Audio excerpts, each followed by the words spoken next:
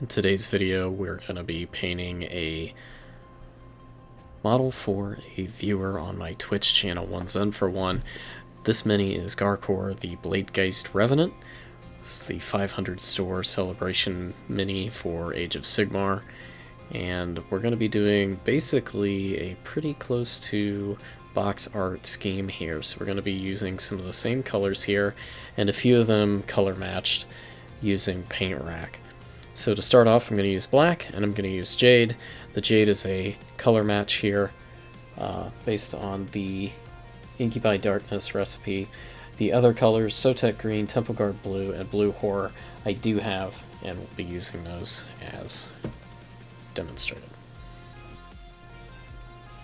These colors we're going to start off by mixing together in our airbrush and laying down a nice dark coat. Just a little bit of black into that jade, and we're going to thin that way down and apply this over a nice black primer, Stynol Res in this case, and just take it nice and easy, nice and smooth. Don't build it up too thick, and we're going to slowly go back in and add more jade on a second pass here before we really move into the next color. So we'll build up the jade a little bit over this. This is really setting up for later tones. Remember, acrylic paints are translucent, so setting up these base tones make the further layers much easier.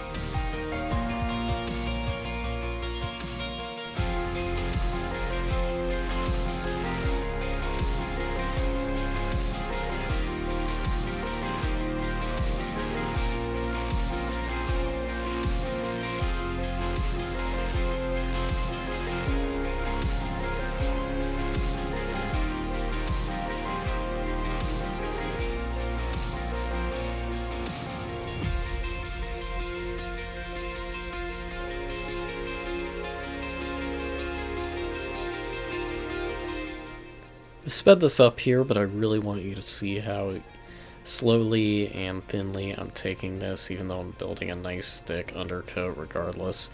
Just take it real easy, take your time. Remember that with these acrylic paints, it's really going to matte down once they start drying. So just a little bit here, let it dry, a little bit there, let it dry. Move around, keep going.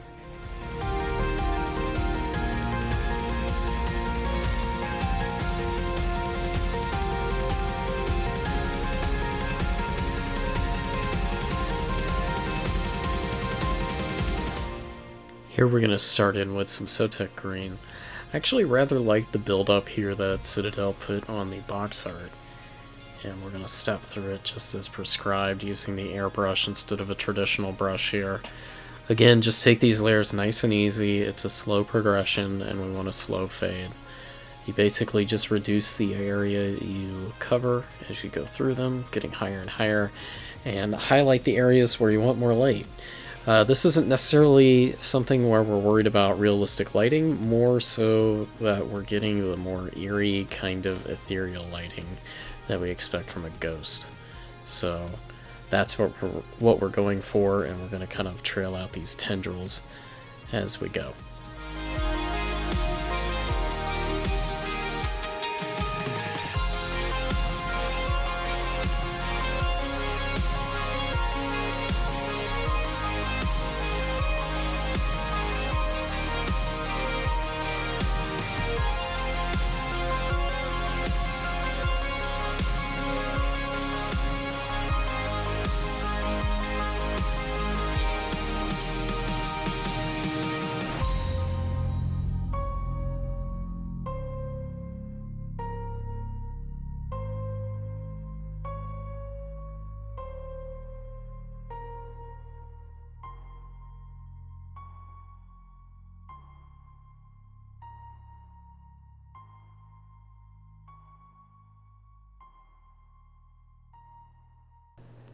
Hey everybody, it's Temple Guard Blue. Yeah, it's a good paint.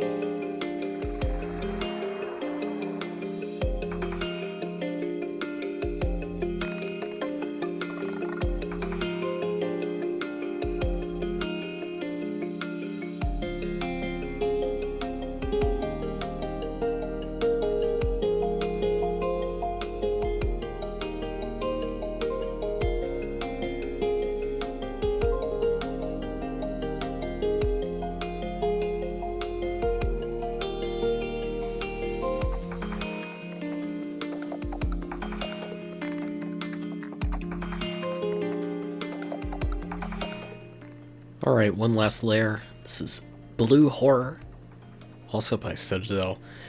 This is one of my favorites. I like their edge paints. I guess they're now layer paints, but Blue Horror is a usual suspect in a lot of my workups. This is a really nice, almost white blue. And we're going to work this into the very tips.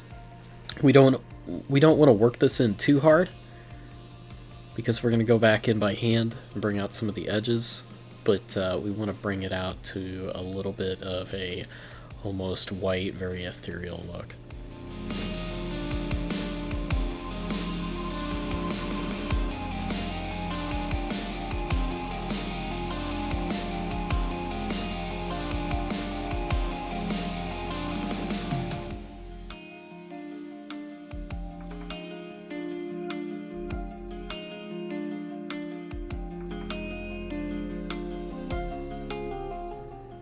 And as with every airbrush job, I like to go back in and put some shade back in. I'm going to use some matte black here and put a little bit more darkness back into the recesses and folds of the cloak, cape, or whatever the heck this ghost thing is made out of.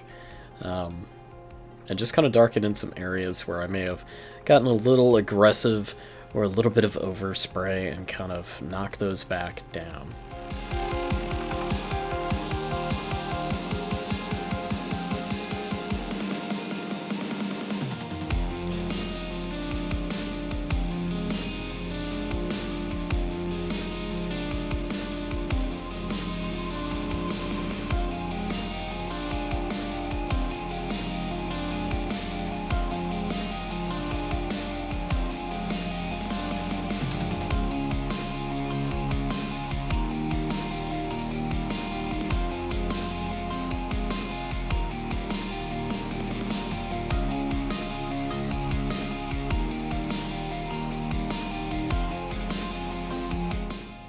Alright, now that I'm fairly happy with that, I'm going to start working on some details. First off, I'm going to get out some blue steel here by Darkstar, and we're going to start layering up and basing in the weapons and the face mask here. I'm actually going to base in the face mask, but then go back over it with some gold, so just don't mind me there. The steel of the blade on both the sickle and the sword we'll do in steel. And then the crossguard pommel of both we'll do in gold, and the mask will end up being gold as well. There's also the steel chains along his cloak. We'll get those with some steels, and we'll use some gold around the bottom parts of those. There's some little gold kind of things, dangly things. We'll hit those with some gold as well. So we'll use a little bit of wash technique here as well. And we'll also use a little bit of that matte black, again from the airbrush, to shade in the blades here. Do a little bit of crossfade, but not very heavy, but it's going to take down the blue steel to a very dark level before we bring it back up with some highlights.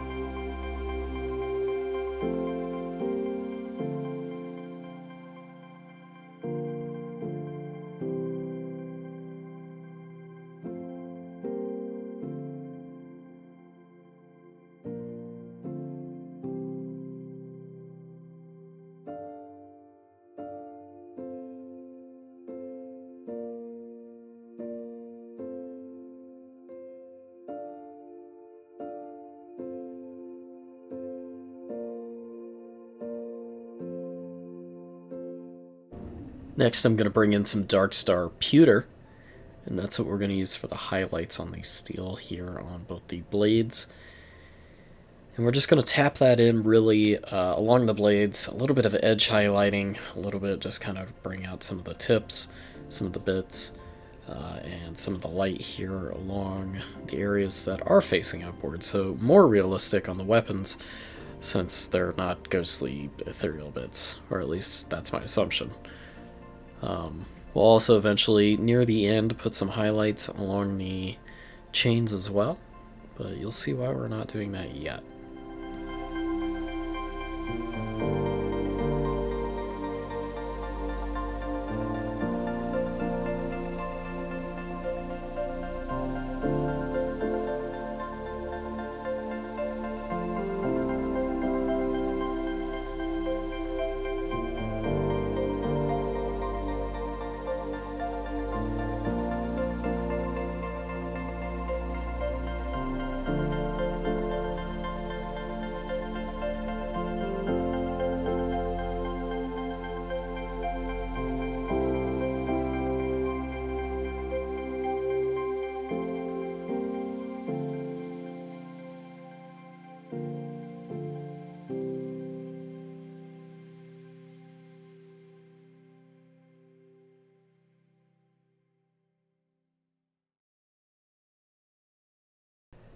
Go ahead and hit those golds as well, so we'll start off with some Darkstar Antique Gold as a base here for the gold bits. Let's start working that in. Once we've got these worked in, we're going to be doing a little bit of wash technique on our metals.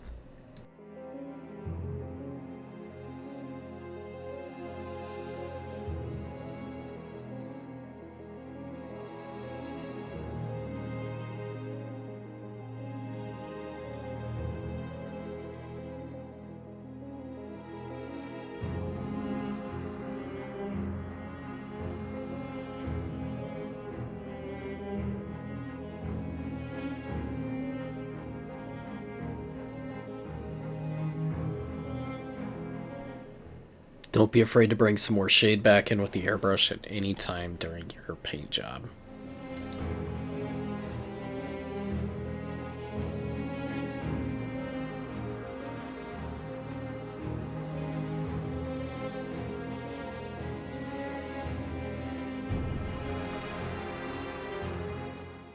I spoke about this earlier, but we're getting out our Darkstar Pewter at this point to do some of those edge highlights and just tap those in. It just takes a very little amount. In fact, adding a little bit of the blue steel works very well to start with, and then adding a little bit of the pewter later on as spot highlights. And sometimes you want to tap them in, sometimes you want a straight edge. Just break up the edges of them if you want a little bit more of a weathered look. It's all about what you want here and what kind of look you're going for, but leaving the inner edges dark gives it a lot of depth and a lot of character and a little bit of a worn look as well.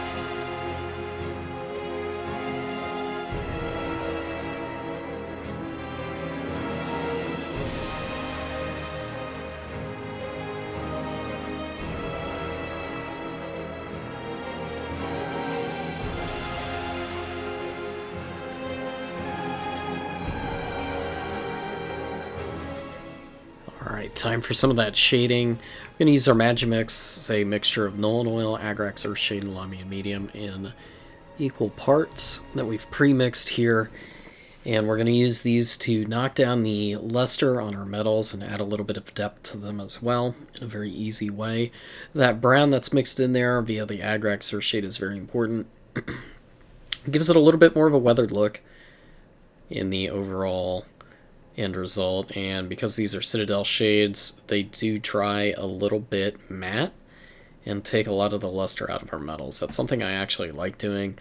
It's personal preference here. If you don't like a matte look, take a look at inks or some of the transparents from Monument. Those are also options because you can also get those in various colors. Adding a little bit of color, a little bit of tone to your metallics can add a lot of character.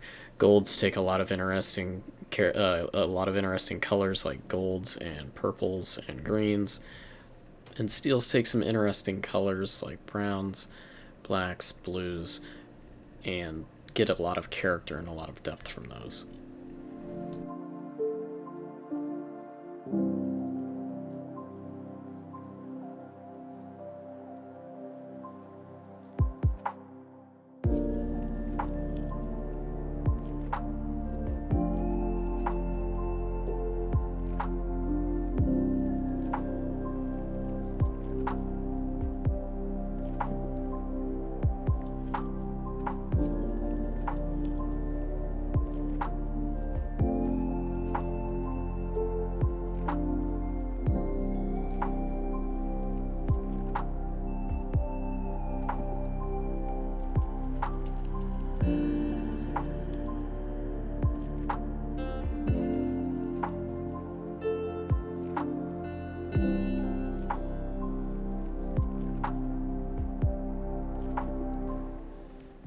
Alright, on the other side of things on the box art, I'm taking the base tone here, Screamer Pink, and we're going to start with that. We're going to deviate a little bit at the last part of this workup, but the Screamer Pink goes along the trim around the head and crown of the Nighthaunt here, and then after this step we're going to give it a little bit of a shade.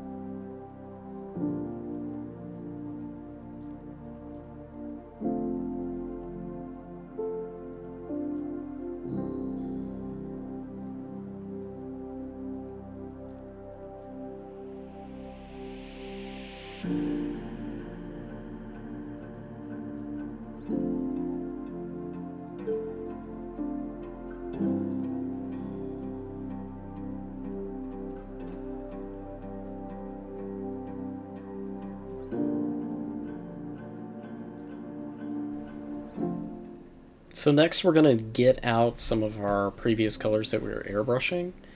That's going to be Temple Guard Blue and Blue Horror. And we're going to do a little bit of edge highlighting along the cloak. And not only just the edges of the cloak, but also some of the ridges. Let's bring out some of the color there. We'll eventually use some of the other colors that we brought in as well. And do some blending here with both the brush and the airbrush both. This is a good exercise in trying to bring a little bit of volume in, using a bit of color and shade in very small amounts. Painting black is tough. Something I still work on. This is a great exercise in practicing it. Remember earlier we also brought in Jade all over this, so that's also helping us build a little bit of undercolor here. Let's speed this up.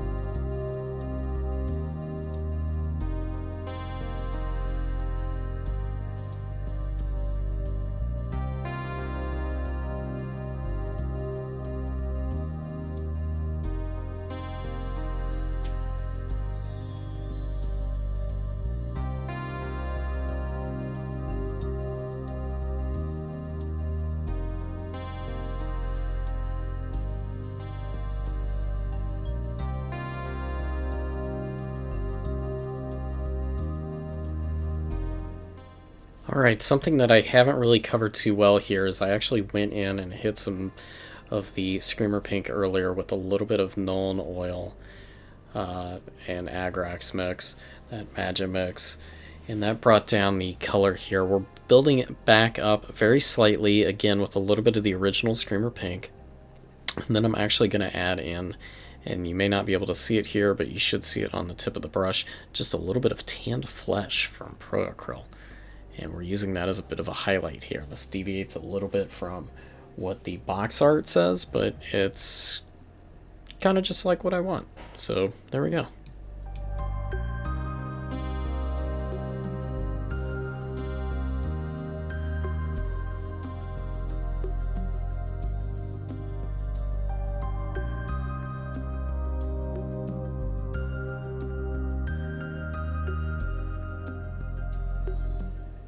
So I've gone back to doing some highlights here, and I'm really bringing some stronger highlights down into the bottom of where the Bladegheist is coming out of the grave here to really give it a much stronger effect near the bottom. Now we're not going for an OSL effect, so we'll need to paint the base as well, but we'll just keep going.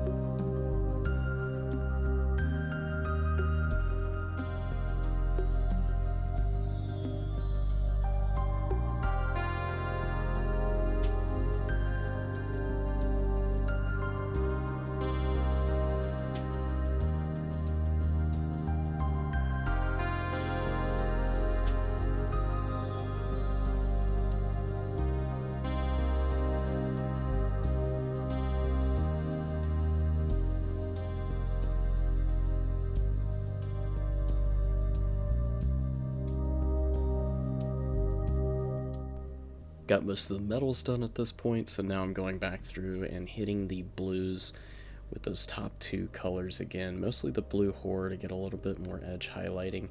And you can blend it in and hit it a little bit here and there, take it kind of thin.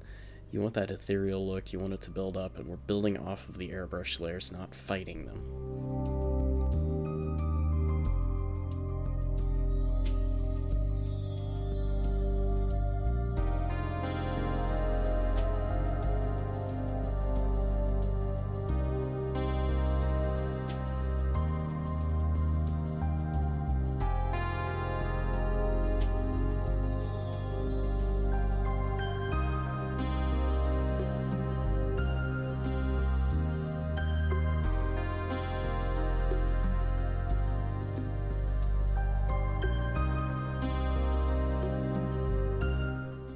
Looking good so far. We're going to get a little bit of highlighting done on the golds here with our Renaissance gold, so we'll just need a drop of that.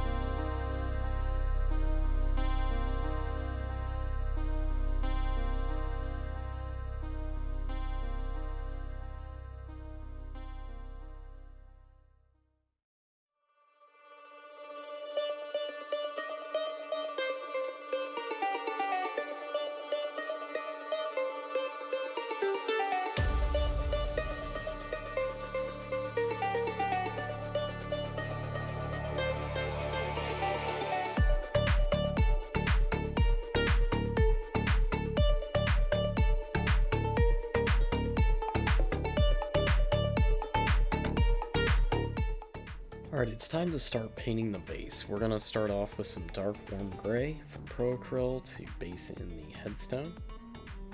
And then we're going to move on to the rest of the basing as we go. We'll make this nice and quick. Usually we don't cover much basing in our videos, but this time it's a bit attached and we really have to work it in. The model itself is molded into the vines and the headstone at the bottom, and then I used a little bit of Vallejo mud texture and a little bit of Acryl Earth from Citadel, which is just a crackle paint, to make the base and mold it in with the rest.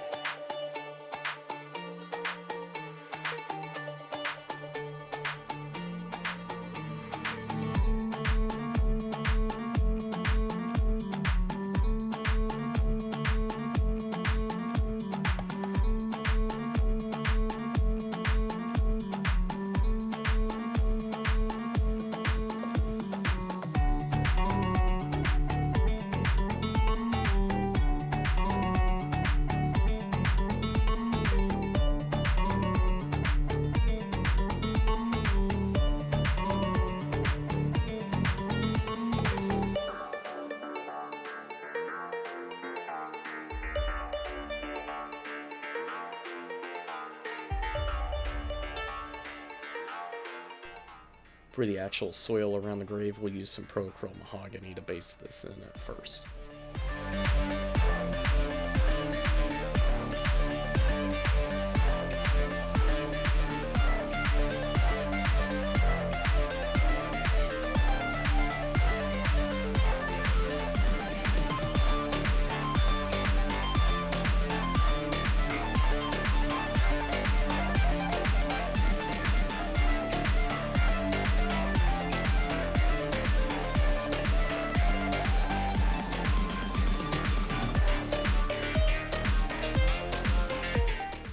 Splatter a little bit of that mahogany up on the headstone just to give it a little bit of a dirty look. Remember, when things are sitting around for a while, rain and dust accumulate and make things look dry and dusty, especially around open dirt and graves.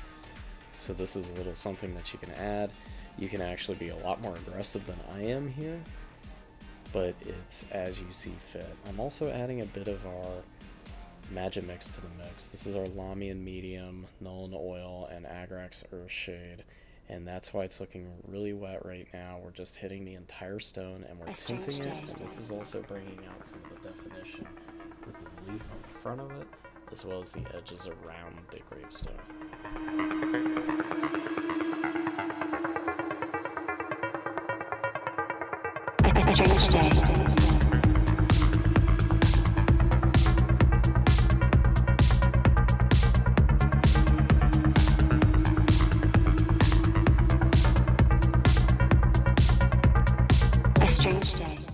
Bring in some of that Magimix here again to cover the bottom, the mahogany. We're gonna really wash that in, make it dark.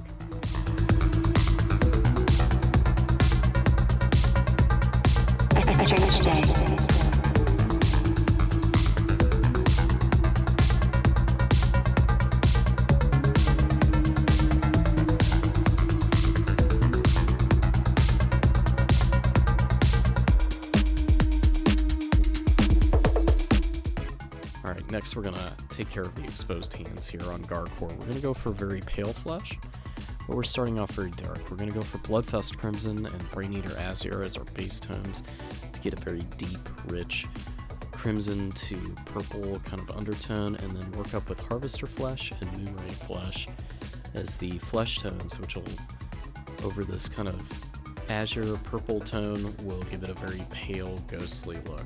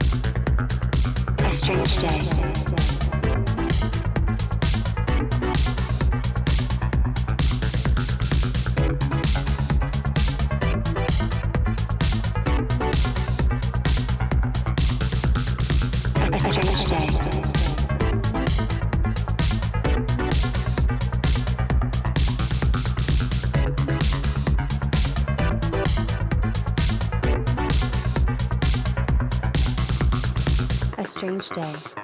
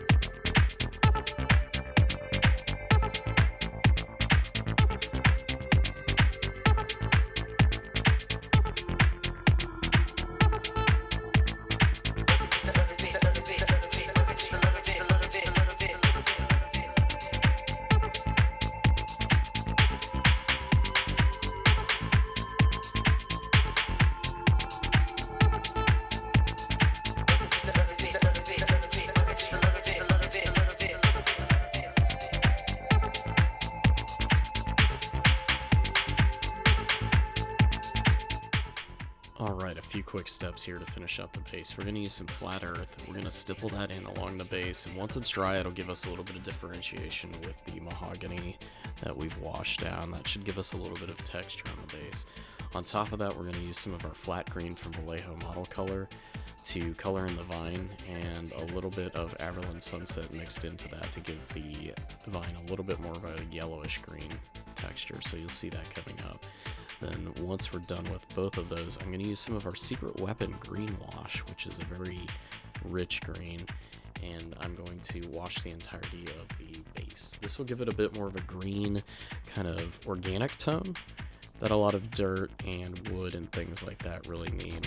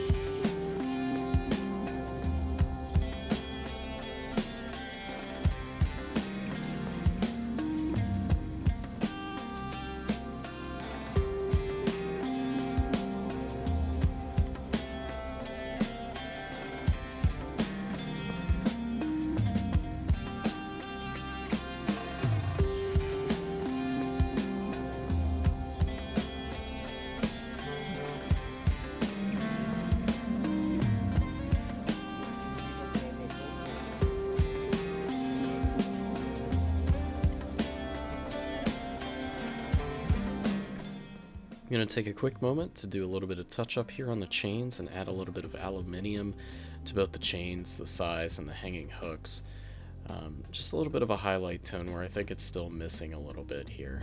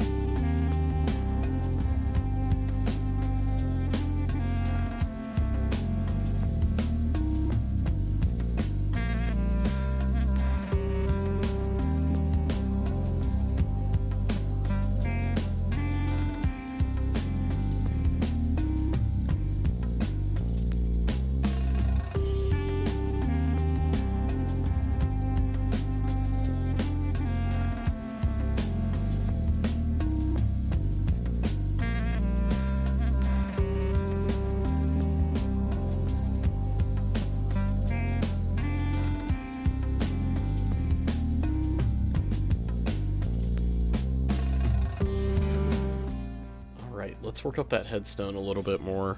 We used dark warm gray earlier, and we're going to use a little bit more of that dark warm gray to finish it up, but we're also going to mix in some bright warm gray for some highlights here. The dark warm gray will bring it back up to the original color. Remember, we washed it down with our Magimix, and the bright warm gray will give us some nice edge highlights. Remember to kind of dab them in there just a little bit, break up the lines a little bit to give it that chipping effect.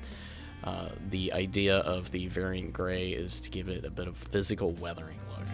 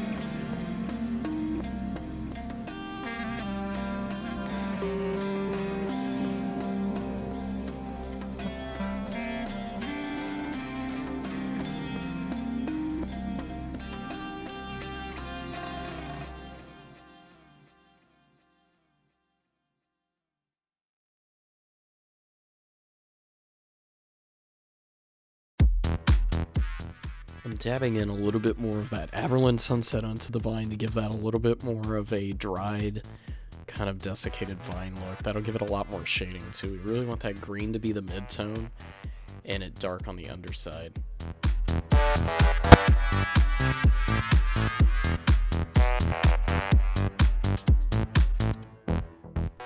And I'm bringing out the dry brush again with that flat earth, dabbing in and stippling in a little bit more. Remember, this flattens down quite a bit.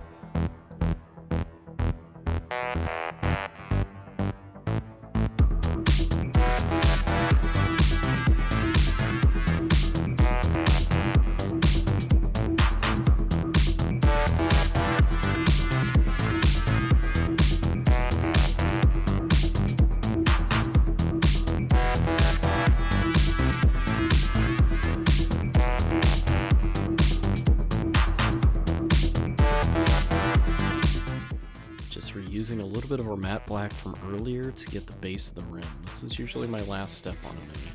So let's get this all darkened in and nice and consistent.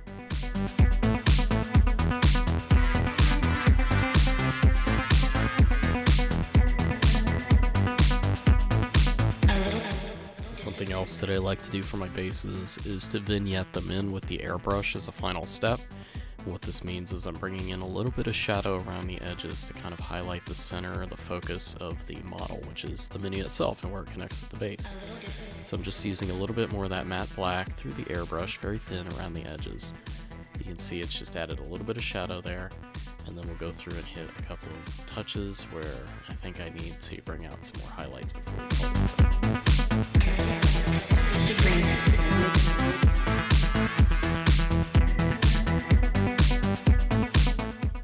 been in a bit of an autumnal mood, so we're going to add some leaves to the base here to make it look like the grave is in kind of an autumnal area. We're going to use some Superglue Tweezers and some Model Leaves, which are actually dyed birch seeds. I don't remember exactly where these are from since they were a gift, but you can see that we've attached a few of them here to the base of the mini in just various areas to make it look like random scatter. We're going to have to clear coat this mini next. And now the mini's been fully varnished. Everything is done. We use some Model Master's flat coat through an airbrush, and this mini's ready to go. This will be going off to one lucky viewer who won it as a part of one of my stream giveaways, and it's been a pleasure to paint it up for them. Thank you so much for joining me this week for this paint. Next week I'll be back with another video, and of course catch me every weekend on Twitch. Regardless of how irregular my hours might be, I love hanging out with you all and have fun painting some minis.